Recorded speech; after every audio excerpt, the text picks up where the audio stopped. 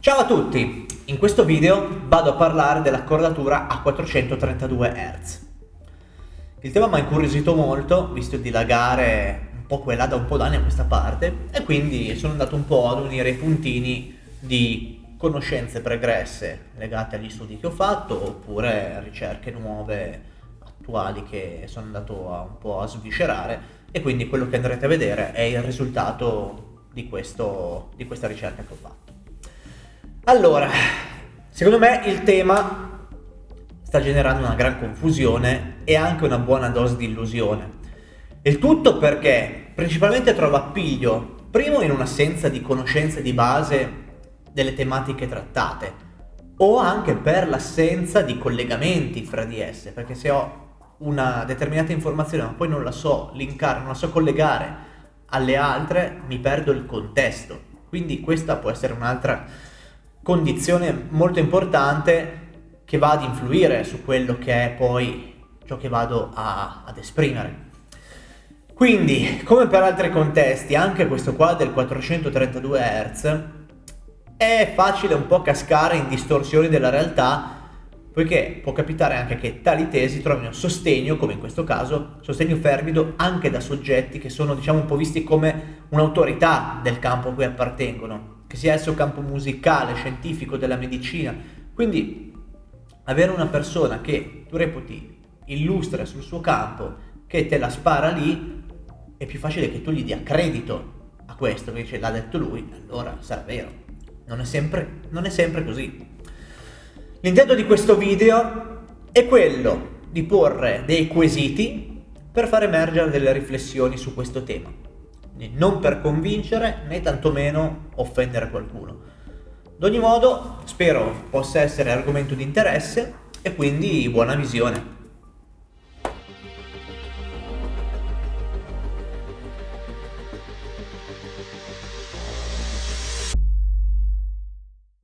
Mi piacerebbe tenere un format il più divulgativo possibile, così da potermi rivolgere a chiunque e non solo a coloro che conoscono la musica, e quindi darò priorità ai concetti più che ai tecnicismi, anche se in certi frangenti sarebbero molto utili anche questi alla comprensione dei temi trattati.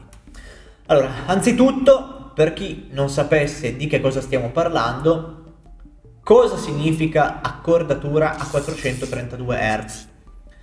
In pratica significa tarare lo strumento o la musica, tarando lo strumento di conseguenza anche la musica che ne esce fuori, ponendo il La di riferimento per l'accordatura a 432 Hz anziché a 440 come è quello ufficialmente in uso. So se avete reminiscenze dalle scuole medie, il diapason a 440, queste cose qua in buona sostanza. Quindi per intenderci sentiamo un esempio. Adesso vi farò sentire con il sax un La prima a 440 e poi a 432. Vedete con l'accordatore la nota intonata. Adesso questa è a 440.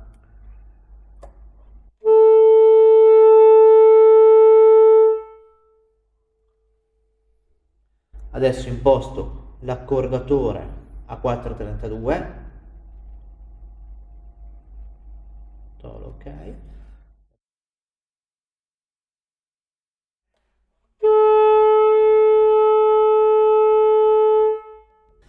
Ma perché parliamo di questo?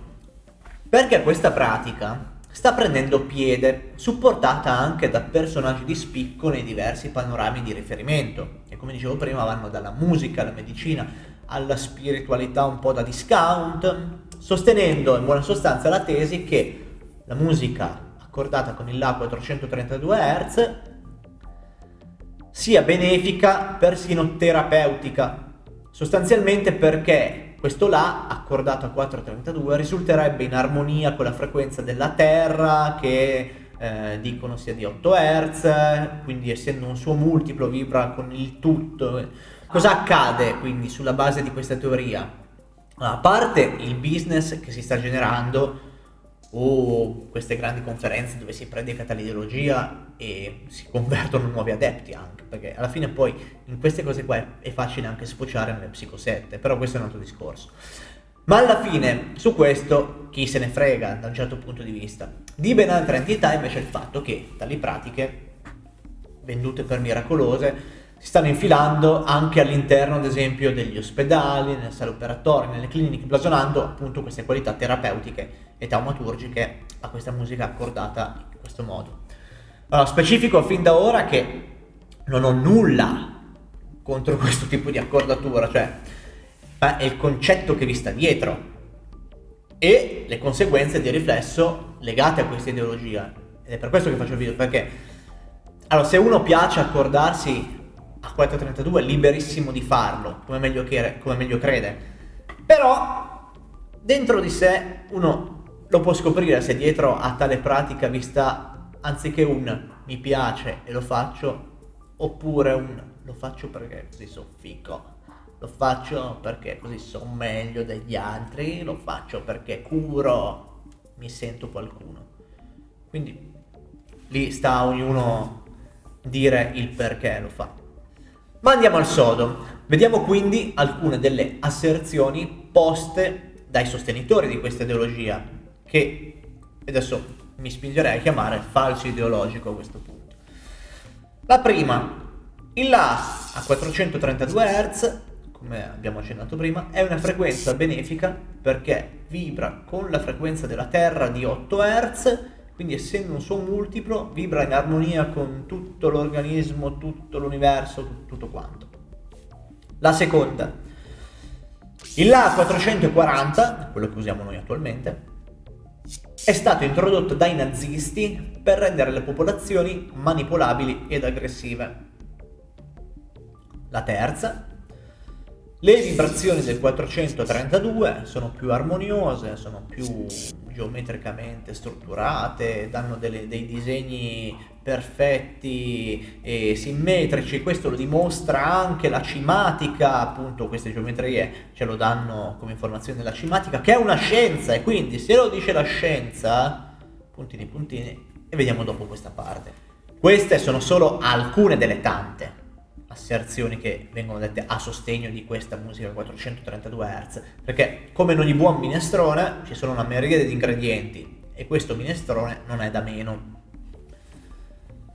Ma cominciamo ad analizzare la questione partendo da un punto di vista teorico musicale, ponendoci alcune domande chiave. La prima, che cosa è e come si costruisce una scala musicale?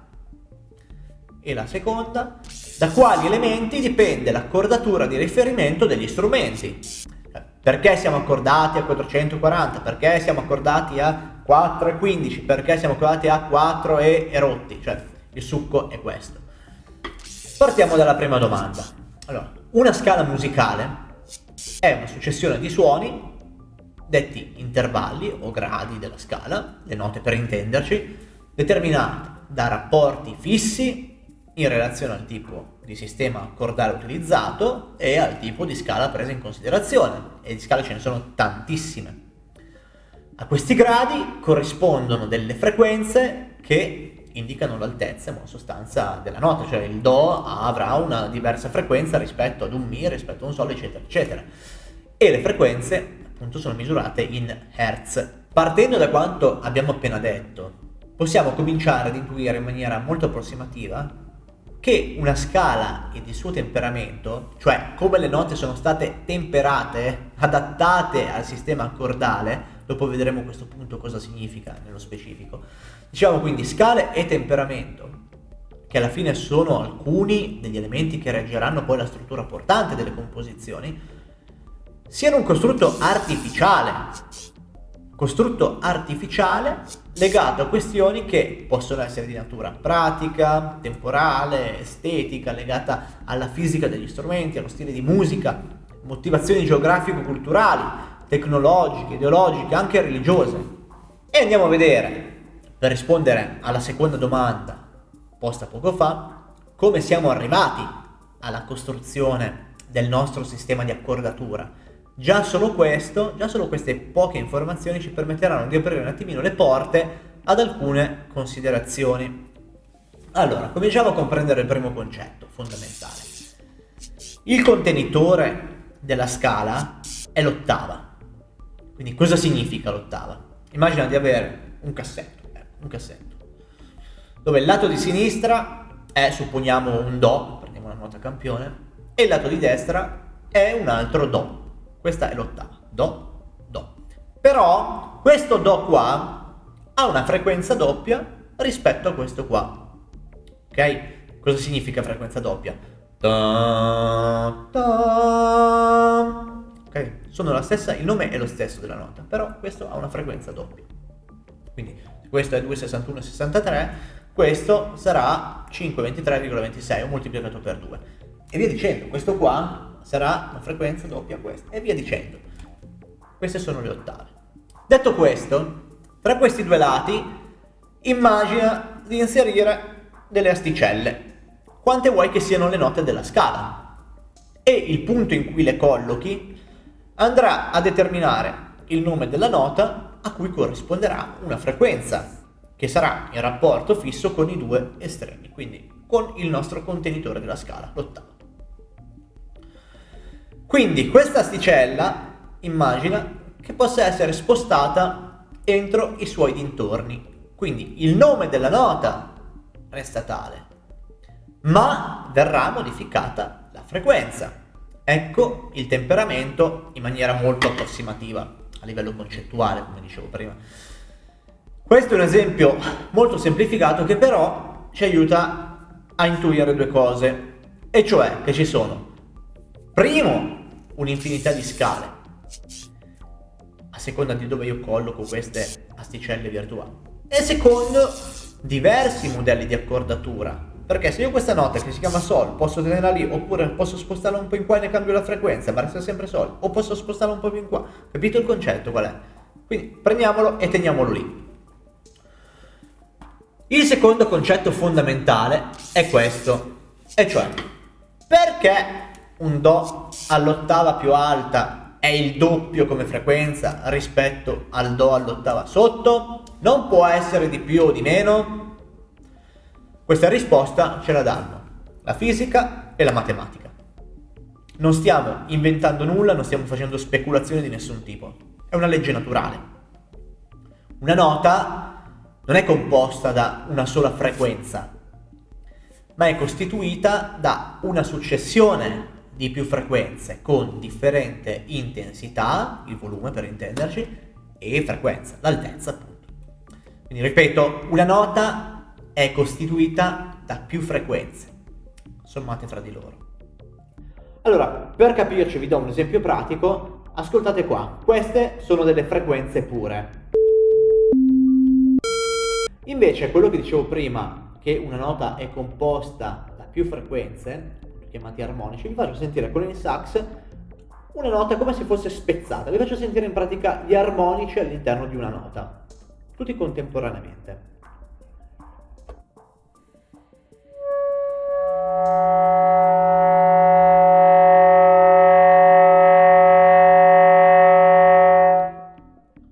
E poi, se la compatto,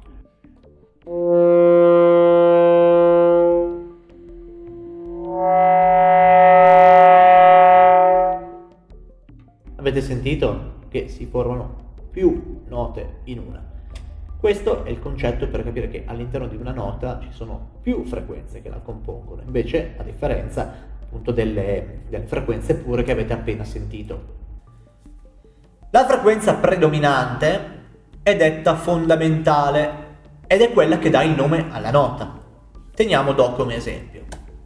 Le altre frequenze sono dette armoniche e la seconda armonica di questo Do che abbiamo preso in considerazione è appunto un altro Do collocato a frequenza doppia rispetto al primo, e questo ce lo dice la natura.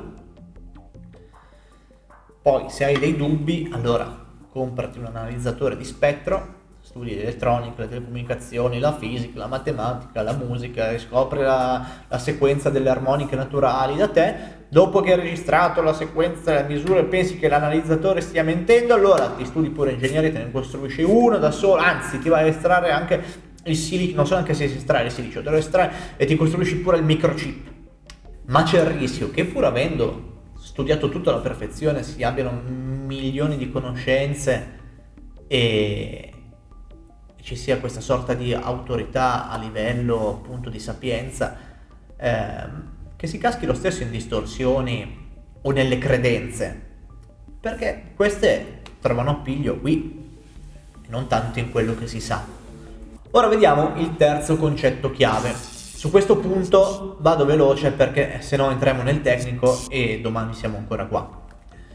Nel corso delle varie epoche si sono utilizzati differenti sistemi di accordatura rispetto a quello che usiamo noi attualmente, quindi dove sono collocate le note, come sono sistemate le frequenze all'interno del nostro cassetto dell'esempio. Quindi noi attualmente nella musica cosiddetta occidentale abbiamo un certo sistema, ma ce ne sono altri. Pensiamo ad esempio a quelli più macroscopici, sistemi dell'antica Grecia, quelli usati nel Medioevo, nella musica barocca, rinascimentale, appunto nella musica moderna, ma non solo, anche legati alle diverse culture, ad esempio quella cinese, quella indiana, quella giapponese. Ognuna di queste epoche e culture avevano e hanno un suo determinato tipo di accordatura strettamente correlato anche alla tipologia di musica del tempo, agli strumenti che sarebbero andati a riprodurla, tante variabili insomma, che ho già citato anche prima. Quindi ripeto, quanto appena detto è a livello concettuale, per essere il più sintetico possibile, perché dietro a questo punto c'è poi un mondo. Ora dunque vediamo il quarto concetto chiave. Il sistema di accordatura utilizzato nella nostra musica e nei nostri strumenti, diciamo nostra tra virgolette, inteso come la musica occidentale attuale, è chiamato temperamento equabile. E il temperamento equabile è un sistema di accordatura artificiale fondato su regole matematiche poi alla fine. Esso, seppur sia di recente realizzazione pratica, nel senso che è stato poi praticato recentemente, secolo scorso, parliamo della prima decade del Novecento, trova comunque una descrizione teorica già nei secoli a.C.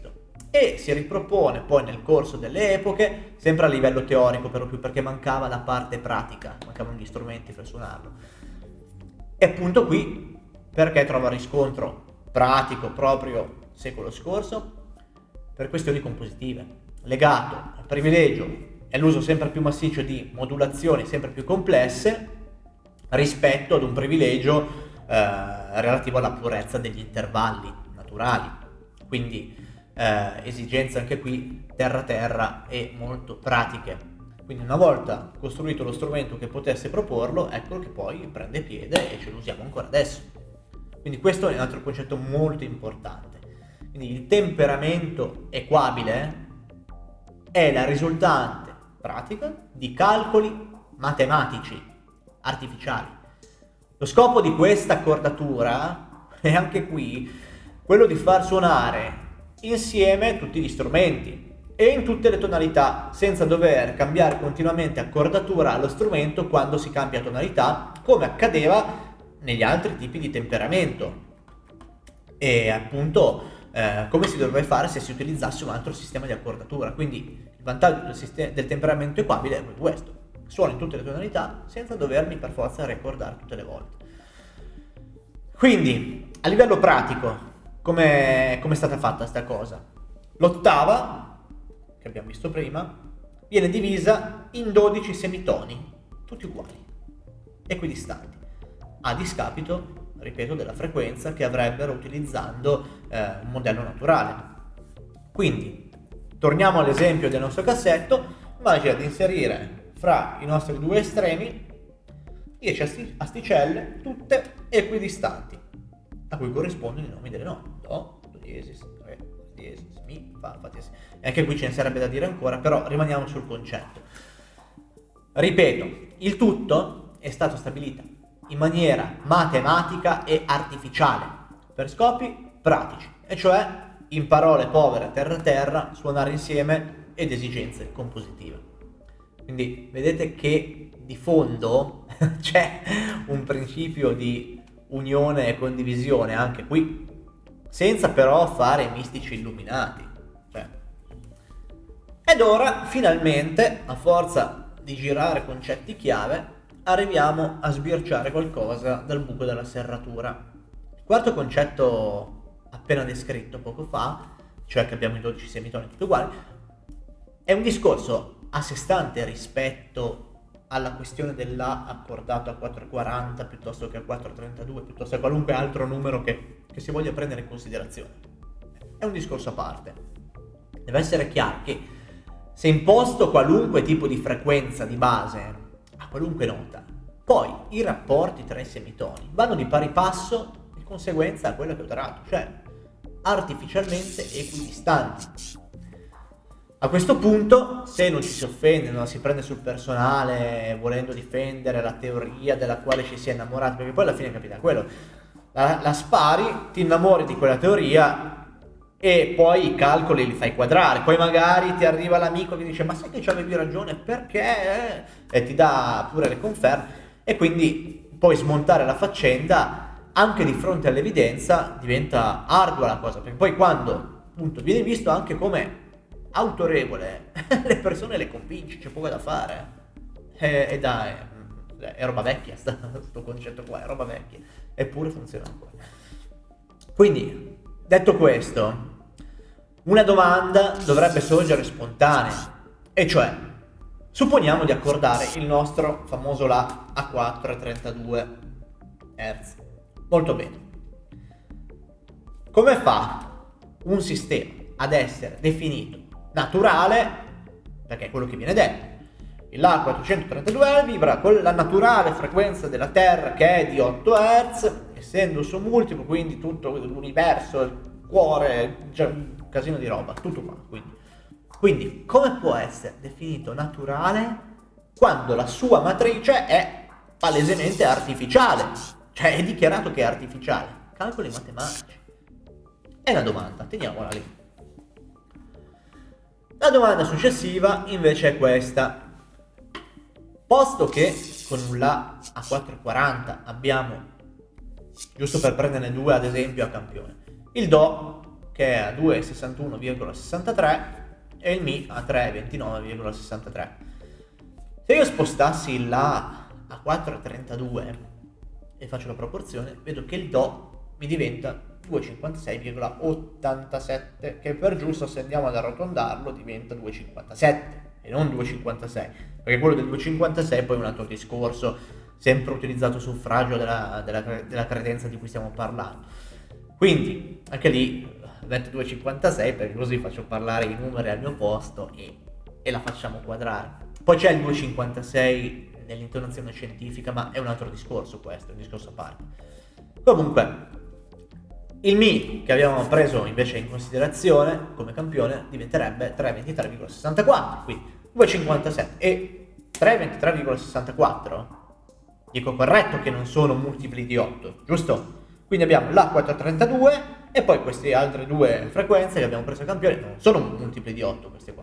Quindi a questo punto la domanda successiva è: ma questo presunto beneficio terapeutico e quant'altro funziona solo? È una domanda perché non lo so.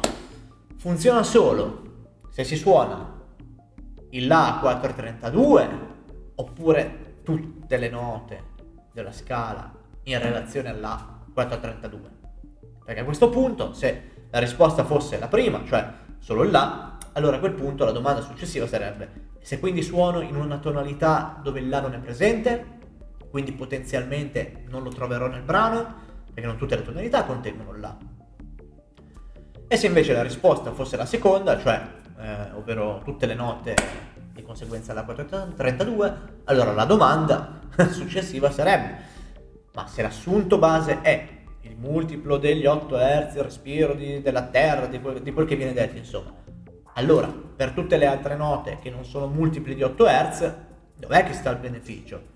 Cioè, se il beneficio ce l'ho lì e ogni volta che per caso viene imbroccato sto La, come sto bene? Cioè, già questo mi fa sorgere un po' di riflessione sostanzialmente, perché dico: ma cos'è che mi stai raccontando?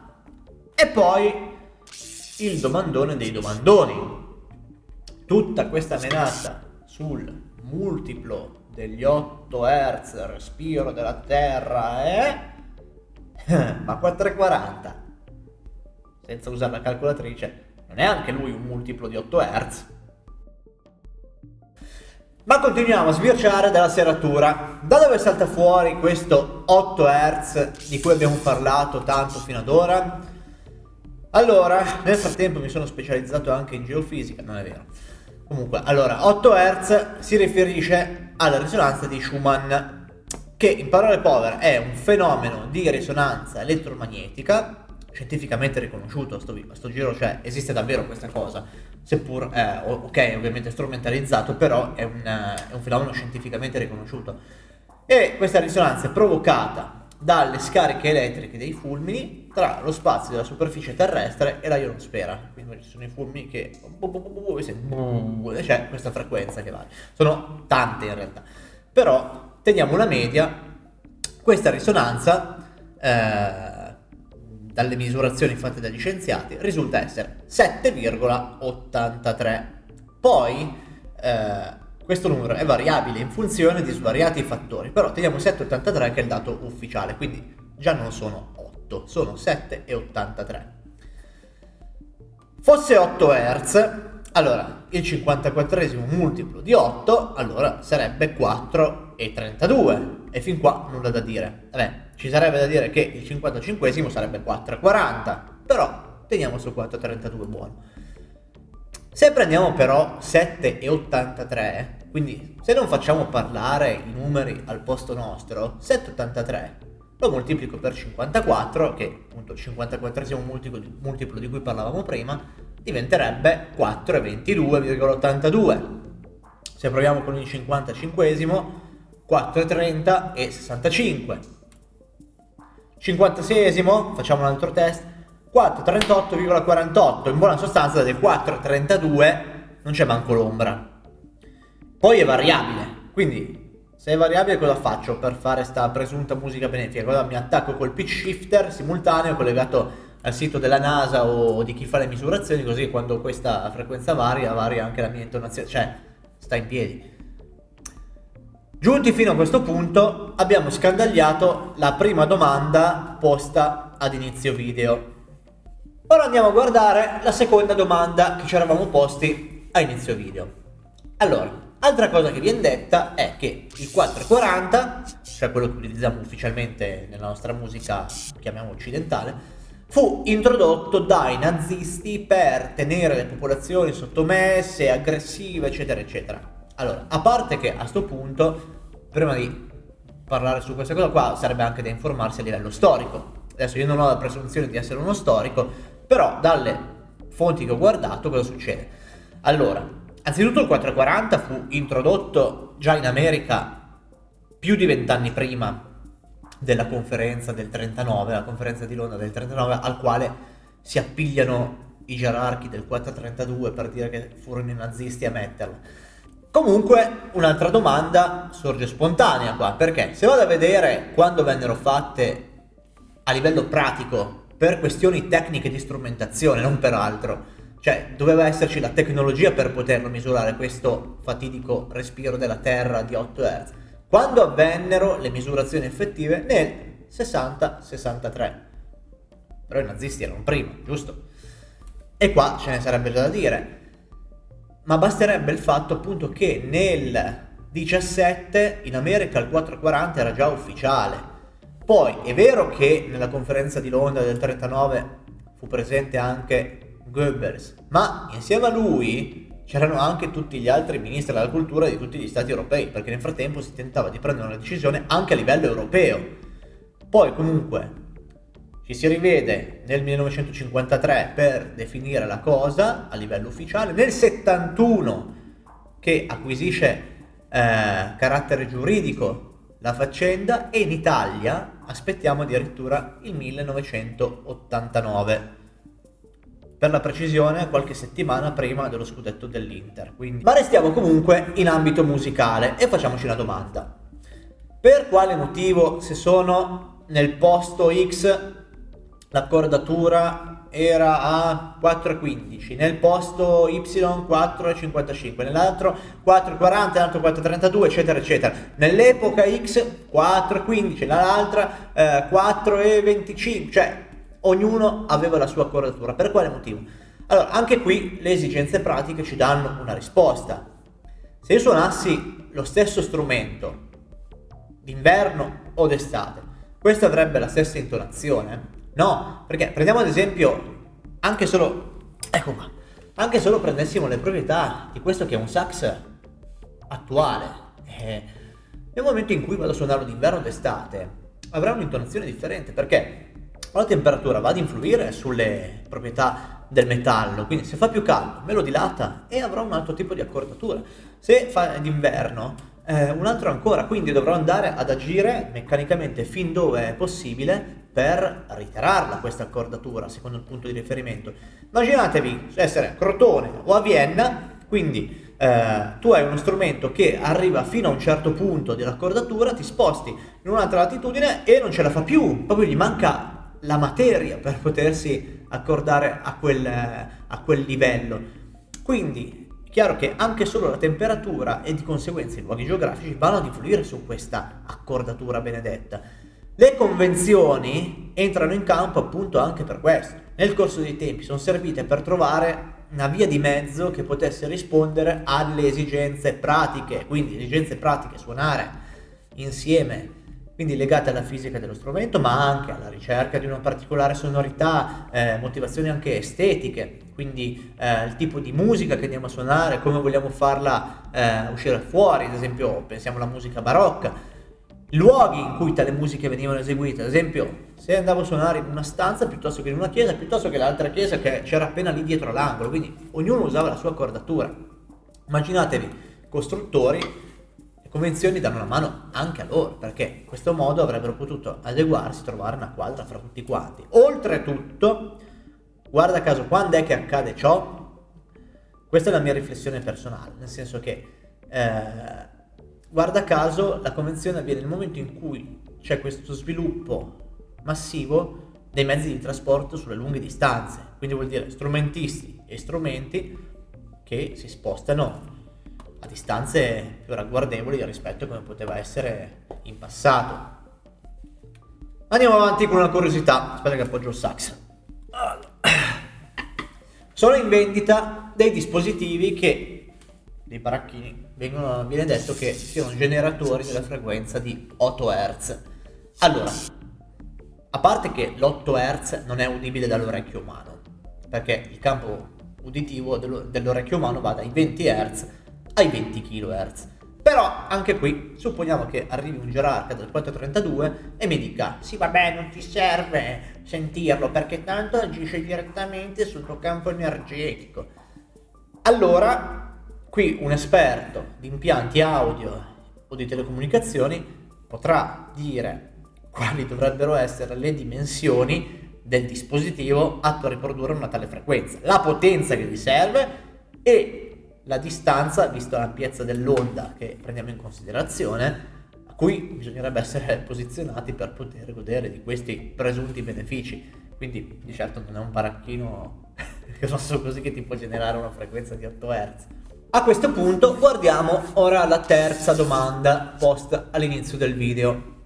Allora, un'altra frase enunciata dai sostenitori fervidi di questo 432 è questa: la cimatica, che anche questa è una scienza, dimostra che con l'accordatura a 432 si formano geometrie che con la 440 non si formano, geometrie più armoniose, regolari, sulla membrana sulla quale viene disposta il materiale, che può essere sabbia, su quale viene sparata una frequenza, e questa va a generare questi disegni cominciando a vibrare. Bene, allora viene detto con 432 sono geometrie più belle, più armoniche e quant'altro.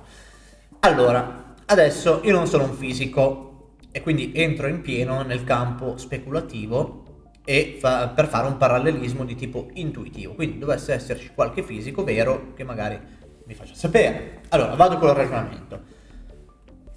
In base a quello che so e che ho praticato, se prendo un software di conversione audio per traslare la musica dai 440 ai 432, nel momento in cui io dovessi traslare soltanto l'intonazione ma non il tempo, otterrai un risultato falsato, perché vado a tagliare importanti armoniche in questa traslazione, se dovessi tenere il tempo fisso. E perché succede questo? Perché le oscillazioni del 432, che sono più lente, come se occupassero più tempo, a differenza di quelle del 440 che sono più veloci, che è come se avessero un tempo più ristretto, stanno in un contenitore più piccolo. Quindi, se io vado a prendere, appunto, e qui entra in campo il parallelismo, se io vado a prendere questa membrana sulla quale faccio vibrare questo materiale, che può essere appunto, diciamo, sabbia o roba così, e gli sparo il 432, lui mi fa le sue geometrie belle. Ma se io uso la stessa membrana e gli sparo il 440, non funziona. E quindi la domanda è: se io prendessi sta membrana e la riducessi di una percentuale adeguatamente proporzionata alla frequenza che gli butto dentro, è probabile che mi dia lo stesso risultato, anche se dovessi sparargli un'altra frequenza che fosse 426. Se il ragionamento funziona, gli ingrandisco la membrana e lui la geometria me la spara lo stesso, me la fa ottenere ugualmente armoniosa e bella come viene presentata quella del 432. Quindi anche lì far parlare i risultati, ci vorrebbero diversi studi a riguardo. Ora vi farò sentire perché il 432 in effetti la dà quella sensazione di maggior calma, calore, rilassatezza. Quindi ascoltate questo primo brano che è accordato a 432 Hz.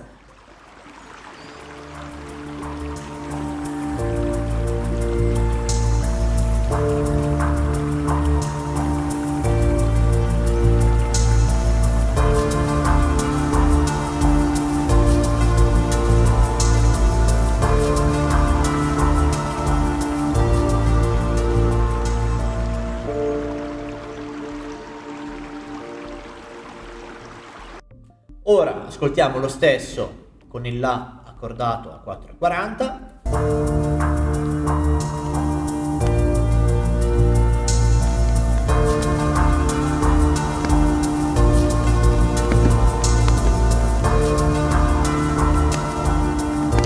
Riascoltiamo il primo.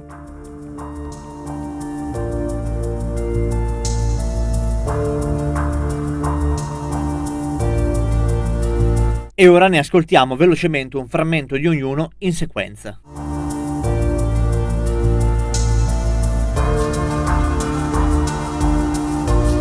In effetti possiamo notare che per contrasto il primo è vero che suona più caldo e più morbido. Molto bene, adesso vi dico cosa ho fatto. Il primo era a 4,40, il secondo a 4,48 e il primo ripetuto ovviamente di nuovo 4,40. Quindi come mai qui il 4,40 suona più morbido e armonioso? Per rispondere vi faccio una domanda. Vi è mai capitato di avere una certa temperatura in casa, ad esempio 19 gradi? Entrate a dicembre, vi godete i vostri bei 19 gradi, fa pure caldo. Gli stessi 19 gradi, entrate in casa ad aprile e avete freddo, eppure sempre 19 gradi sono. Bene, qui lo stesso discorso vale per 4,40, 4,32, 4,48, 4,40. Quel senso di pacatezza che sentiamo con il 4,32 è un semplice effetto percettivo legato al contrasto con le vibrazioni leggermente più veloci della musica 4,40. Ma io sono convinto che se vi facessi sentire un brano a freddo e quindi non messo in relazione per contrasto con un altro accordato in un'altra maniera, l'accordatura alla quale è posto non me la sapreste dire, nessuno, a meno che non ci sia qualcuno che ha l'orecchio assoluto, allora lì ci può stare, ma così zero proprio. Le atmosfere musicali sono determinate da ben altri fattori compositivi che i compositori conoscono e le mettono in pratica. Non è una semplice traslazione di frequenza con i rapporti peraltro fissi di un sistema tonale dichiaratamente artificiale ad arte. Cosa intendo quando dico altre componenti compositive? Provo a spiegarmi meglio. Questo brano è a 432 Hz.